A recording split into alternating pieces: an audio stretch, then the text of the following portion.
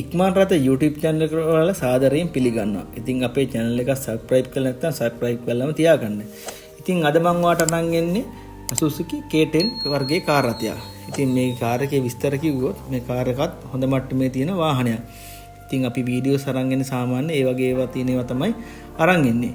ඉතින් මේකේ විස්තර කිව්වොත් මේක නිෂ්පාදනය කරලා තියෙන්නේ 2011 අවුරුද්දේ. ඊට පස්සේ මේකේ ටින්කර් ඊට පස්සේ ඒ වගේ පේන්ට් සවුත් වෙච්ච ඒවා නම් එහෙම විශේෂයෙන් නැහැ. පේන්ට් එකේම 80% මට්ටමේ විතර තියෙනවා. ඉතින් ඒ වගේ අඩුපාඩුවක් නැහැ. ඊට අමතරව මේකේ ටයර් සෙට් එක අලුතෙන්ම දාලා තිනවා. ටයර් සෙට් එකම හොඳයි. ඊට පස්සේ මේකේ AC ගැන කිව්වොත් AC එකත් හොඳට වැඩ කරනවා.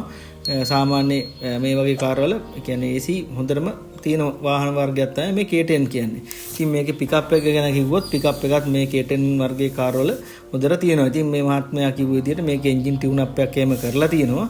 ඊට පස්සේ මේක ඉස්සරහා රැක් එක ඊට පස්සේ ටයර් රෝඩ් එන්ඩ් ඔක්කොම අලුතෙන්ම දාලා තිනවා. රුපියල් 70000 ගානක බිලකුත් ගියා කියලා කිව්වා.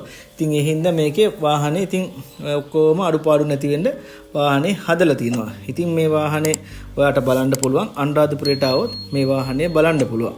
ඊට පස්සේ ඇතුලේ මේකේ ඉන්ටීරියර් ගැන කිව්වත් ඉන්ටීරියරුත් හොඳ මට්ටමේ තියෙනවා. ඉතින් මේ එහෙම ඔයාට කරන්න කියලා විශේෂ වැඩක් නැහැ. මේ වාහනේ සාමාන්‍ය අරන් පදින්න පුළුවන් මට්ටමේ තියෙන වාහනයක්. ඉතින් එහෙම වාහන ගොඩක් අඩුයිනේ.